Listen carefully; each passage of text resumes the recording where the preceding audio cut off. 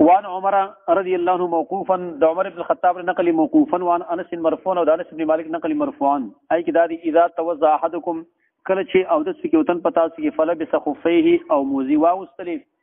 فليمسح عليهما نمسل کوي پایمانی وليصلي فيهما منذ بکی کوي ولا يخلعهما ان شاء او ندی باسي کچر تخوخه شي ان کخوخه شي ودی باسي کنه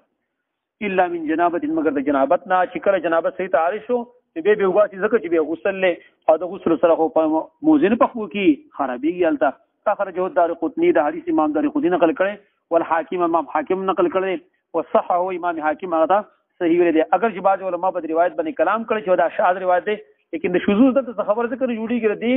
حدیث د نور حدیثونو هیڅ قسم مرافات نشته بس موزي چې په خو کې او د سیو کو موزي په خو کې مسکوا او می واسه کستا خو غږی کو واسه جوی واسه سره بشي او موږ پکې کوا کوم پکې نه کوي می سره شي سب کې خپل خو خدا بس څنګه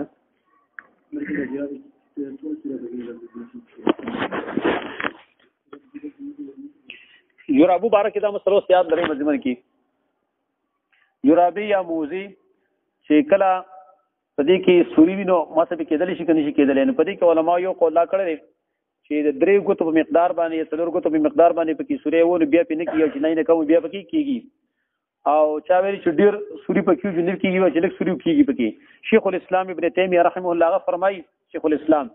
هغه وایي چې سو پورې د جرابې او د موزي حکم په باقی او د لحاظه مت کیږي او شریعت د دې سورو مورمنګ ته بیان نه کړي او صحابه کرام ډیر غریبانان خلکو داغي کپڑے روغې نه ویني داغي جرابې او موزي ورکمن روغې وي